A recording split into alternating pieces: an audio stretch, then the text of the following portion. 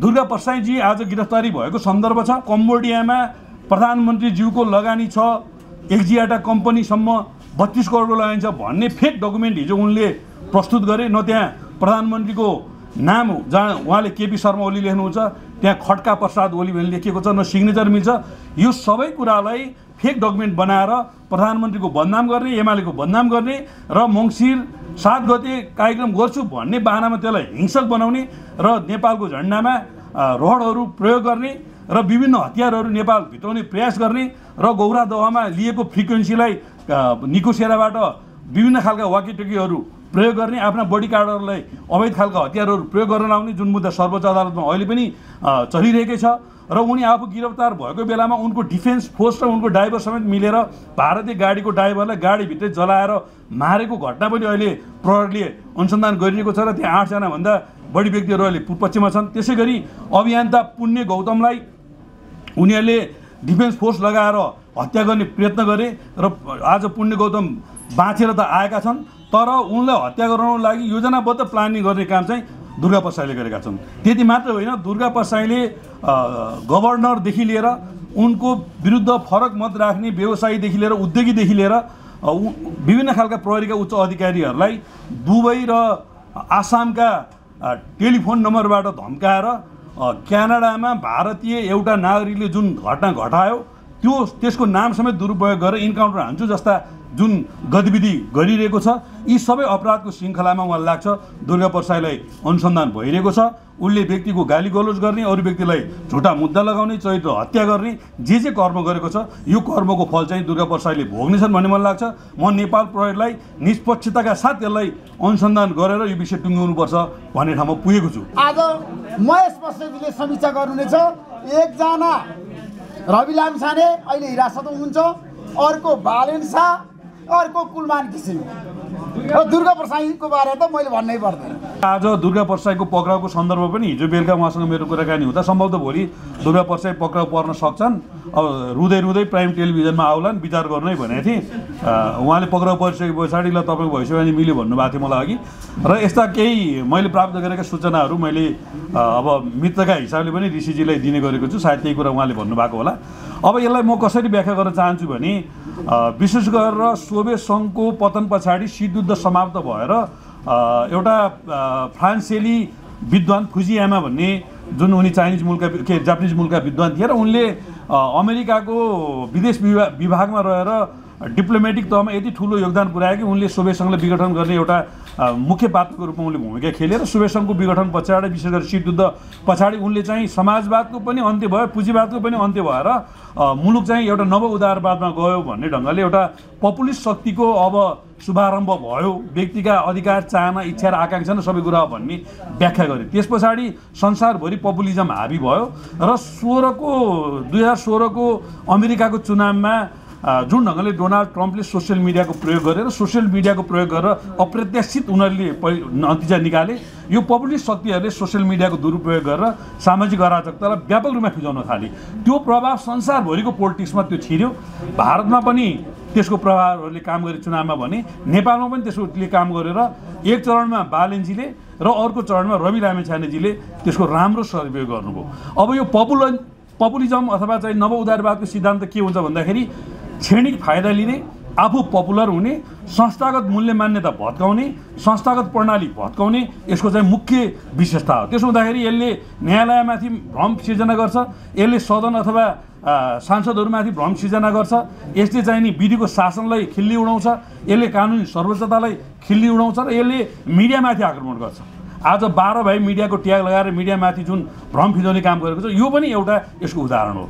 यसले क्षणिक लाभ हुने कुरा गर्छ र क्षणिक पीडितहरूको, शोषितहरूको, दमितहरूको भाषा उठाएको जस्तो कुरा गर्छ र यसले दीर्घकालीन मुलुकमा असर पर्ने कुराहरू गर्छ। जसले यसले के भन्छ भने सहकारी पैसा नतिर भनिदिन्छ, यसले चाहिँ नि त्यो माइक्रो फाइनेन्सका मान्छेहरूलाई पैसा नतिर भन्छ, राज्य जिम्मेवार हुनुपर्छ यस्ता खालका शब्दहरू निकाल्छ। यसले सेयर मार्केट डामाडोल हुँदैछ भन्ने भ्रम फिजाउँछ। यसले अर्थतन्त्रमा योगदान पुर्याएका जस्तो माडवाडी समुदायमाथि आज दुर्गा परसाई र बालनजीहरूको आक्रमण किन भइरहेको छ, पशुपतिको गौशालामा किन आक्रमण भइरहेको छ, आज चाहिँ हाम्रो चाहिँ वैद्यजीको जमलको होस्टेलमा किन आक्रमण भइरहेको छ, आज न्यू रोडमा नेवार समुदायको अथवा भीमसेन गोलामा नेवार समुदायमाथि गरेका व्यापारहरूमाथि किन आक्रमण भइरहेको छ। यो सबैको प्रपञ्च के हो भन्दाखेरि नेपालको अर्थतन्त्र डामाडोल पारेर दीर्घकालीन रूपमा नेपाललाई कोल्याप्स गर्ने। यो अभियान कहिले क्रान्तिका नाउँमा जातीय युद्ध गरेर जातका नाउँमा ध्वंस मचाउने प्रचण्ड कम्युनिटी अभियान सुरु गर्नुभयो, कहिले यसलाई आत्मनिर्णयको अधिकार गर्दै मुलुकको सार्वभौम सत्ता समाप्त गर्न सकिन्छ भनेर उपेन्द्र यादव महन्त ठाकुर सँगसँगै हाम्रो चाहिँ नि प्रचण्ड कम्युनिटीले यो अभियान चलाउनु भयो।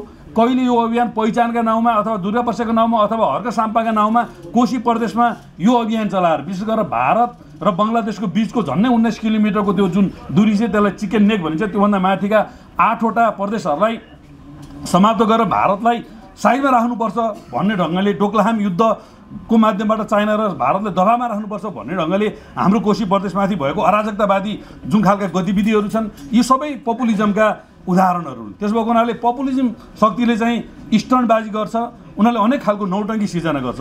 ती पात्रहरू को हुन् त भन्दाखेरि अघि ऋषिजीले नाम लिएकै पात्रहरू हुन्। त्यो रवि लामिछानेजी, त्यो दुर्गा परसाईजी, त्यो चाहिँ कुलमान घिसिङजी, त्यो चाहिँ नि बालनजी हो। अब उहाँहरूको विरुद्ध बोल्ने कुरा यो सोसियल मिडियाको उहाँहरूमाथि ठुलो प्रभाव भइरहेको बेलामा उहाँले विविध खालका संस्थाहरू निर्माण गरेर त्यसको विरुद्ध लबिङ गरेको बेलामा ठुलो खर्च गरिरहेको बेलामा युट्युबरमा भाइरल हुने र बिग्ने सामग्रीहरू राखे बापत लाखौँ अझ बालनजीको सपोर्ट गर्ने एउटा युट्युबरले त 1,15,000 कमायो भन्ने सुने मैले वर्षको। अब आम्दानी भइरहेको बेलामा उनीहरूकै काम के गर्छन् भन्दाखेरि यस्ता पपुलिस्ट शक्तिहरूलाई चाहिँ मुकुट लगाइदिएर कृष्ण या राम, कृष्ण अष्टमी र रामनवमीको दिन बच्चालाई कृष्ण या राम बनाएको जस्तो बनाउँछ। अनि यसले के गर्छ भन्दा एमालेको केपी ओली लगायतका नेताहरू जस्तो शङ्कर पोखरेल, प्रदीप ग्यावाली, महेश बस्नेत लगायतका नेताहरू चुनावमा पराजित हुने स्थिति बन्यो। त्यो चाहिँ उनीहरूले के गर्छ भने हामीहरूको चाहिँ डारा नङ्ग्रा हालिदिन्छ। अनि त्यसले अर्को के गर्छ भन्दा काङ्ग्रेसको गगन थापा, विश्व प्रकाशजीहरूलाई अहिले जुन ढङ्गले एट्याक भइरहेको छ त्यो उहाँहरूलाई पनि त्यही काम गर्छ र संस्थागत पार्टीहरूलाई, पुराना पार्टीहरूलाई काम नलाग्ने भए काम छैन भन्ने खालका यसले आरोप लगाउँछ। यो श्रृङ्खला नेपालमा निरन्तर भइरहेको छ। अब बुझ्नुपर्ने कुरा के हो भने राजनीतिक दलहरू कहिले पनि पुरानो हुँदैन। पोखरामा यदि एयरलाइन्सको विमान दुर्घटना भएपछि एउटा बहस सुरु भयो, त्यो प्लेन चाहिँ पुरानो भएको दुर्घटना भयो भने र एभिएसनका इन्जिनियरहरू र ठुल्ठुला चाहिँ नि विद्वानहरूले अथवा चाहिँ नि वायु सेवा निगम सञ्चालकहरूले के व्याख्या गरे भने प्लेन कहिले पनि पुरानो हुँदैन। उसले आफ्ना इन्स्ट्रुमेन्टहरू अथवा सामग्रीहरू निर्माण के अरे मर्मत गरेर अपडेट राखेसम्म ऊ पुरानो हुँदैन। राजनीतिक दलहरू पनि अपडेटेड भएसम्म कहिले पनि पुरा हुँदैन। नेकपा एमाले अपडेटेड पार्टी हो। यसले समाजवादको पक्षपोषण गर्छ, यसले लोकतन्त्रको पक्षपोषण गर्छ, विधिको शासनको पक्षपोषण गर्छ, यसले शोषित पीडित र दमित जनताहरूको पक्षपोषण गर्छ र उनीहरूको हक हितको पक्षमा काम गर्छ। त्यही भएको हुनाले यो सधैँ अपडेटेड छ। आज युवा सङ्घ नेपालले हाम्रो सङ्गठनले के गर्यो भन्दाखेरि आर्टिफिसियल इन्टेलिजेन्सलाई राज्यको नीति निर्माणको तहमा समितिमा कसरी जोड्नुपर्छ भनेर गोष्ठी गर्यो। त्यसो भएको हुनाले यो उच्च तहको चेतना भएको दल हो हाम्रो। जस्तो तपाईँहरूको पनि त गल्ती कमजोरीहरू विगतमा थिए भए र त नयाँहरूको उदय भए, यसरी आत्मालोचना गर्ने ठाउँ चाहिँ छैन। अब सोचेको जस्तो चाहेको जस्तो भएन होला, तर नेपालको लोकतान्त्रिक आन्दोलनलाई ठिक ट्र्याकमा ल्याउन 10 वर्षसम्म जनतालाई जबरजस्ती लादिएको माओवादी युद्धलाई शान्ति प्रक्रियामा ल्याउन, राजा ज्ञानेन्द्रमा पलाएको सत्ता लिप्सा र शाही शासनलाई आन्दोलन 62 आन्दोलन मार्फत ट्र्याकमा ल्याउन र अराजकतावादीहरूले फिजाको भ्रमलाई चिर्ने कुरामा हामी सशक्त ढङ्गले लागेका छौँ। केपी ओलीको 27 महिने सरकारको पालामा लुम्बिनी एयरपोर्ट, पोखरा एयरपोर्ट लगायतका महत्त्वपूर्ण एयरपोर्टहरू हामीले बनायौँ। सुरुङ मार्ग त्यहीँबाट सुरु भयो। रेलको डिपिआर बनाउने रेल मार्गको अभियानको एउटा शुभारम्भ हामीले त्यही दौरानमा गऱ्यौँ। असङ्ख्य पूर्वाधारका कामहरू गऱ्यौँ। भूकम्पमा भत्केका 7 लाखभन्दा बढी घरहरू, 3 लाखभन्दा बढी प्रति व्यक्तिलाई क्षतिपूर्ति दिएर काम गऱ्यौँ। पूर्व पश्चिम 4वटा राजमार्ग, पुष्पलाल राजमार्ग भनेर हामीले मध्य पहाडी राजमार्ग बनायौँ। त्यसलाई चाहिँ झोलाघाटदेखि चिवा भन्ज्याङसँग समिति यात्रा भनेर हाम्रो अध्यक्ष वर्तमान प्रधानमन्त्रीज्यूले नै उहाँकै नेतृत्वमा हामीले गऱ्यौँ। 64 वर्ष परेको हुलाकी राजमार्ग हामीले बनायौँ। मध्य पूर्व पश्चिम राजमार्गलाई हामीले एसिया लेभलको 4 लेनको बनाउँदैछ, त्यो अहिले अल्पर परेको छ।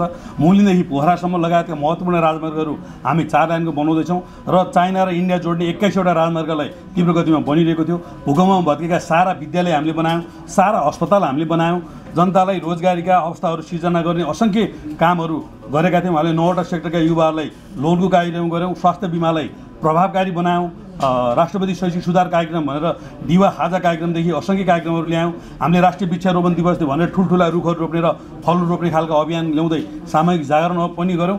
जतिखेर नेकपा एमाले सत्तामा छ वृद्ध भत्तादेखि लिएर सहकारी मुभमेन्टदेखि लिएर 900को कार्यक्रमदेखि लिएर आफ्नो गाउँ आफै बनाऊ कार्यक्रमदेखि लिएर असंख्य काम गरेका छौँ। त्यसो कारण हामी हाम्रो विगतसँग गौरव गर्छौँ। काहीँ कतै कमी कमजोरी छ भने त्यसलाई हामी आत्मसमीक्षा गर्छौँ र सुधारेर जान्छौँ। अब सवाल के हो भने हामीले गरेका कामलाई हामीले व्याख्या गर्न सकेनौँ होला। 15 वर्ष अगाडिको नेपाली समाज र आजको नेपाली समाजलाई तपाईँले व्याख्या विश्लेषण गर्नुभयो भने मलाई लाग्छ हामीले गरेनौँ भन्ने कुराको जवाब चाहिँ त्यहीँबाट आउँछ। 15 वर्ष अगाडिको हाम्रो दिन सम्झ्यौँ, आजको दिन सम्झ्यौँ, हाम्रो जीवन स्टाइल सम्झ्यौँ, हाम्रो लाइफ स्टाइल सम्झ्यौँ। यसबाट चाहिँ नेपालका राजनीतिक दलहरू र नेपालको सरकारले अप्ठ्याराका बिच, द्वन्द्वका बिच, कुशासनका बिच धेरै राम्रो काम गरेको छ भन्ने मलाई लाग्छ। तपाईँको अहिलेको मोदी सरकारको लगभग 100 दिनभन्दा बढी बितिसक्यो होइन, तर तपाईँहरूको चाहिँ के त भन्दा एउटा पक्ष चाहिँ हामीले सरकार पक्ष चाहिँ भरोसा गरेका छैन भनेर दिएको छ, अर्को पक्ष चाहिँ तपाईँहरू जम्मै भ्रष्टाचारी हो भन्ने ढङ्गले मात्रै दिएको छ। केही पनि छैन, जनताहरू पनि निराश छ। तपाईँको विषयलाई कसरी लिनुभयो? अब जनताहरू निराश छ भने चाहिँ म मान्दिनँ। 15 वर्ष अगाडि म रिभर्स क्लबमा आउँदा 10वटा क्यामेरा बल्ल बल्ल पाइन्थ्यो, अहिले 65वटा क्यामेरा देख्छु म होइन। त्यस पछाडि अब पत्रकारिता बढ्नु, बेरोजगारी बढ्नु, अर्थ लाउनु भने त त्यो पनि अर्को नकारात्मक पोइन्ट हो होइन। र अर्को कुरा 15 वर्ष अगाडि मेरो घर सूर्यविनायकबाट 3 किलोमिटर पर थियो। म चाहिँ जुत्ता प्लास्टिकमा हालेर सूर्यविनायकमा आएर मोजा खोलेर मोजा जुत्ता खुट्टा धोएर जुत्ता लाएर आउँथेँ भने म अहिले गुन्डुदेखि यहाँ चाहिँ 11 मिटरको बाटो लिएर आउँथेँ। 15 वर्ष अगाडि म युवा सङ्घ अध्यक्ष हुँदा काठमाडौँमा देउसी खेल्न जाँदाखेरि चाहिँ ठुल्ठुला भिआइपी घर र ठुल्ठुला 5 स्टार होटलमा जानु पर्थ्यो। अघिल्लोचोटि तिहारमा म ऋषि धमलाजीले बोलाउनु भएर आएको थिएँ।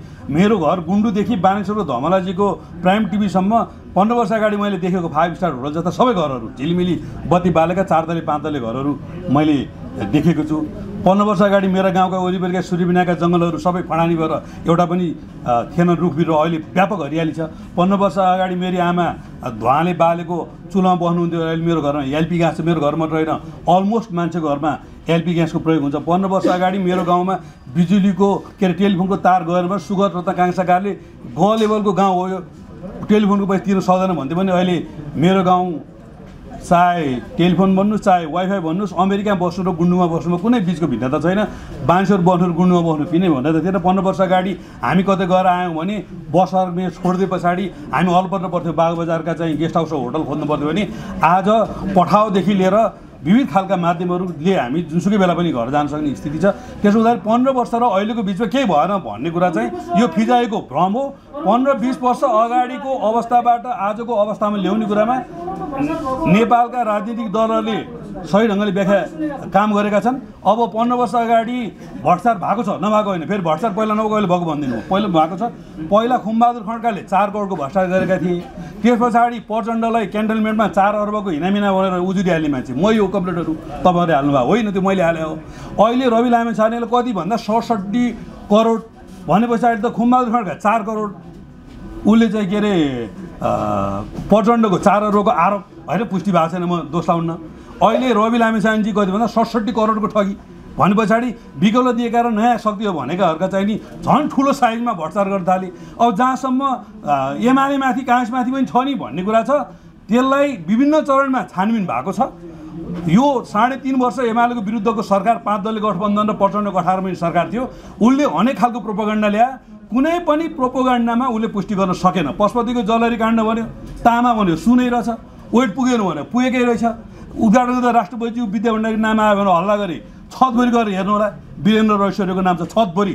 त्यतिखेर वीरेन्द्र ऐश्वर्यले त्यो टायल हालेर छ, पित्तलको टायल। अस्ति म गएको त छतभरि वीरेन्द्र ऐश्वर्य, वीरेन्द्र ऐश्वर्य नाम लेख्दा चाहिँ नि ज्ञानबहादुर साईहरू जुङ्गा मुछादी।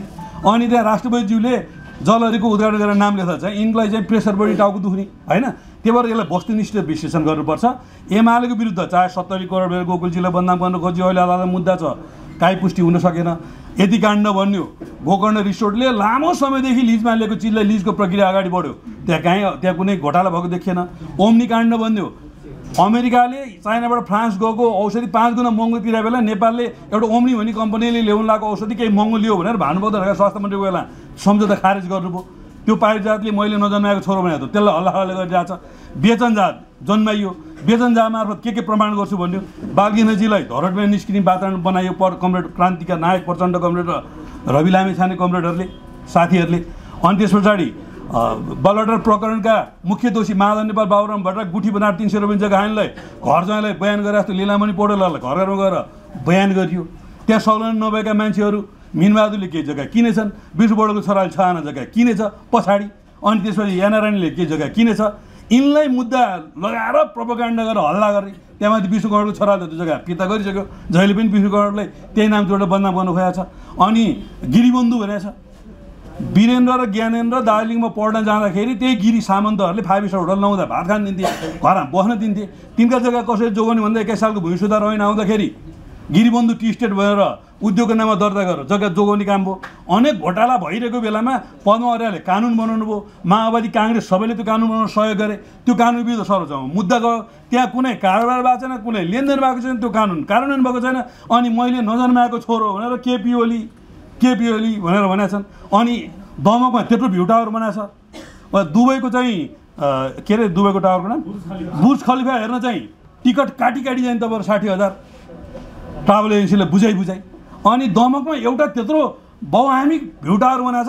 अनि एउटा दुर्गा प्रसाद जस्तो पागलले चाहिँ यहाँ कसले ल्याएर थुन्छु भन्छ, तपाईँ त्यसो पसिरहेर हो भनेर गीत गाउँदै हिँड्ने भनेपछि सेयर मार्केट डामाडोल गर्ने, उद्योगी डामाडोल गर्ने, माडबाडीलाई निरुत्साहित गर्ने, उद्योगीलाई निरुत्साहित गर्ने, व्यवसायलाई निरुत्साहित गर्ने, मिडियालाई निरुत्साहित गर्ने, सारालाई निरुत्साहित गरेर अर्थतन्त्रलाई डामाडोल बनाइदिने र मुलुकलाई अन्तर्राष्ट्रिय शक्तिहरूको खेल मैदान बनाउने र नेपाललाई कब्जा गर्ने। जसरी दसैँ तिहारमा चाहिँ जतिसुकै रिस नउठे पनि बोका खसी काटेर हामी खान्छौँ, त्यसै गरी नेपाली जनतालाई समाप्त गर्ने हाम्रो कुनै प्लानिङ नहुँदा चाइना, इन्डिया जस्ता ठुल्ठुला राष्ट्रहरू, महाशक्ति राष्ट्रहरू हाम्रा छिमेकी भएको कुराको पीडा हामीले बिहोर्नु भनेर अन्तर्राष्ट्रिय खेलको चक्रमा हामी पर्नुपर्ने। अनि प्रचण्डले चाहिँ केही काम नपाएर चाइना कार्ड नेपाल कहाँ जाने भन्ने कुरा त सार्वभौम मुलुकको प्रधानमन्त्रीले तय गर्ने कुरा हो नि। इन्डियासँग पनि चाइनासँग पनि हाम्रो सुमधुर सम्बन्ध छ। राम्रो कामको लागि हामी सबैसँग सहकारी गर्छौँ, नराम्रो कामको लागि हामी कसैसँग पनि सहकारी गर्दैनौँ। चाहे सी जिनपिङ, चाहे मोदीजी, चाहे चाहिँ नि डोनाल्ड ट्रम्प, उहाँहरू सामरिक हिसाबले ठुलो हुनु होला, जनसङ्ख्या हिसाबले ठुलो जनसङ्ख्या होला, सेना बढी होला,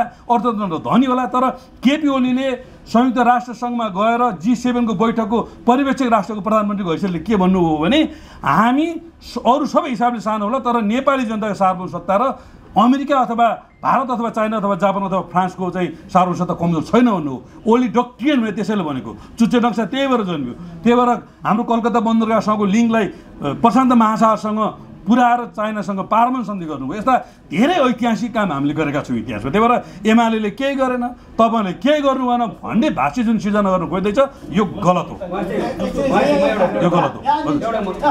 एउटा प्रश्न जस्तो अहिले कुलमान सिंह र घिसिङ र अनि यो मन्त्री दीपक खड्का बिचको जुन एउटा द्वन्द्व देखिएको छ, त्यसको ठ्याक्कै समाधान के हुन सक्ला? अब कुलमान घिसिङले के गर्नु भएको छ, उहाँमाथि अहिले मैले उठाएका असङ्ख्य प्रश्नहरू उठेका छन्। त्यो विषयमा उहाँले स्ट्यान्डबाजी गरेर पपुलिस्ट नारा लगाएर त्यसलाई छानबिन गरेर नदिने र आफै राजनीति गर्ने ढङ्गले जुन ढङ्गले उहाँको अवस्था छ, हिजो प्रचण्डले उहाँलाई काठमाडौँको मेयर पनि उठाउनु खोजा भने सुनेको थिएँ मैले, सांसद पनि उठाउनु खोजेको थिएँ भन्ने मैले सुनेको थिएँ। कुलमानजीको लोकप्रियताको आडमा उहाँ चाहिँ अब अहिले उपचुनाव भएको थियो, किर्तिपुरको मेयर उठाए पनि हुन्थ्यो, त्यहाँ माओवादीले तुलनात्मक अन्धभन्दा प्रभाव छ पनि भन्छन् होइन। उहाँले चाहिँ नि राजनीति गर्ने हो भने राजनीति फिल्डमा आउँदा राम्रो हुन्छ। मलाई लाग्छ रविजी बालनजीको बरु तुलनात्मक ठिक छ, उहाँ त राजनीति फिल्डमा आएर च्यालेन्ज गर्नुभएको छ। अब सरकारकै मानव खाएर सरकारकै कर्मचारी भएर पपुलिजमको आवरणभित्र अनि भ्रष्टाचार अकुश सम्पत्ति कमाएर च्यालेन्ज गरेको कुरा चाहिँ राम्रो होइन भन्ने मन लाग्छ। मिल्छ नि कुलमानजीको नियुक्ति नै हिजो चाहिँ नि के अरे विद्युत आयोग बनाएर हिजोको एमडीले चाहिँ विद्युत आयोगमा पठाएर उहाँको नियुक्ति भएन र सरकारले चाह्यो भने त त्यही बाटो प्रचण्डले बनाएकै बाटोमा लान सक्छ नि त। कुलमानजीले विद्युत आयोगको चाहिँ नि महत्त्वपूर्ण जिम्मेवारी दिएर अर्को कोही दक्ष मान्छे ल्याउन सक्छ नि। अब तर यो विषयमा के हो त्यो चाहिँ मलाई थाहा छैन। चाह्यो भने कुलमानजी जुन बाटोबाट आउनुभयो त्यही बाटोबाट उहाँलाई चाहिँ चेन्ज गर्न सकिन्छ मलाई। जस्तै अहिले जुन वर्तमान सरकारले सहकारीका जुन ठगी गर्नेहरूलाई भनेर रवि लामिछाने सहित विभिन्न मान्छेहरूलाई पक्राउ गरिरहेको अवस्थामा अहिले एउटा अर्को के प्रश्न उठिरहेको छ भने तपाईँहरूले पक्राउ त गर्नुभयो, जस्तै एमालेकै कुरा गर्ने भने केपी उप्रेती पनि अहिले उहाँ पनि पूर्वपक्षको लागि चुनाव हुनुहुन्छ होइन, उहाँले त 6 रुपियाँ कि समथिङ खानु भएको छ होइन। भनेपछि अहिले खालि पक्राउ मात्रै गर्ने अनि अलिकति भनौँ न डराउने मात्रै हो कि अब ती पीडितहरूले रकम चाहिँ कसरी हस्तान्तरण गर्ने भन्ने चाहिँ केही कामै सुरु गरेको छैन भन्ने आरोप लागिरहेको छ क्या तपाईँको सरकारमाथि। भनेपछि तपाईँहरूले अथवा तपाईँको पार्टीको सरकारले यो पीडितको पैसा दिनका लागि चाहिँ के चाहिँ काम अहिले सुरुवात गर्दै हुन्छ? अब पहिलो कुरा त रवि लामिछानेजी लगायतका सहकारी ठगहरूको बारेमा अभियोजन गर्ने निकाय प्रहरी हो, अनुसन्धान गर्ने निकाय सरकारी वकिल हो, मुद्दा चलाउने निकाय, र त्यसलाई फैसला गर्ने निकाय न्यायिक निकाय हो। त्यसो भएको हुनाले उहाँले एउटा तहमा निर्णय सुनाउनुहुन्छ।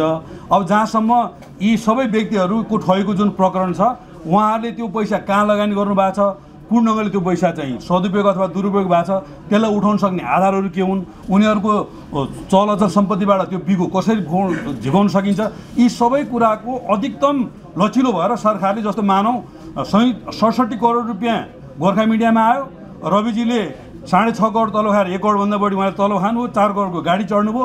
अब त्यो विषय पनि विषय होला, अथवा त्यो सम्बन्धित टेलिभिजनले खरिद गरेको सामान प्रक्रियादेखि लिएर यो विषय पनि होला, अथवा केपी उप्रेती भन्नुहोस्, अथवा जसले तपाईँले नाम लिनुभयो, कसैले जग्गा किनेका छन् भने हामी सुनेका छौँ, कसैले चाहिँ हाउसिङ गर्न खोजेका छन् भने सुनेका छौँ, कसैले के गर्न खोजा भने चाहिँ ती सबै कुरा सरकारले जफत गर्ला र त्यो आधारमा सम्पूर्ण पीडितहरूलाई चाहिँ न्याय दिने कुरामा सरकारले योजना बनाएर लाग्छ। यो त न्यायिक निरूपणको प्रक्रिया सकिँदा साथै सम्भवतः मलाई लाग्छ अदालतले यो फैसला दिन्छ र त्यस पछाडि जफत गरेर पीडितहरूलाई राहत दिने प्रक्रिया सुरु हुन्छ।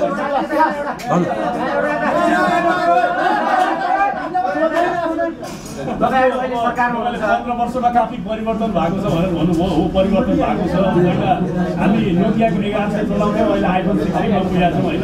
तर हामीले चाहिँ सियो पनि बनाएको छैनौँ भन्ने कुरा हो।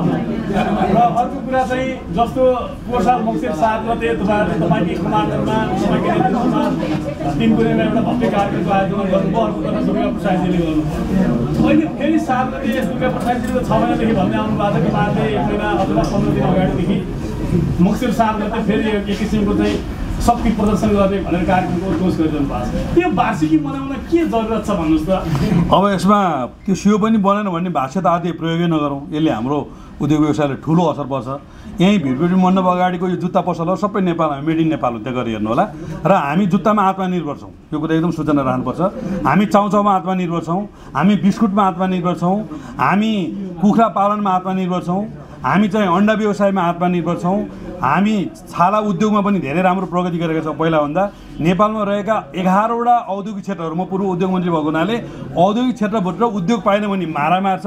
अहिले चाहिँ नि पछि बेला पतञ्जलीको माधव नेपालले फेरि क्याबिनेट निर्णय गरेर दिएको जग्गाको बारेमा पनि एउटा विवाद आएको छ।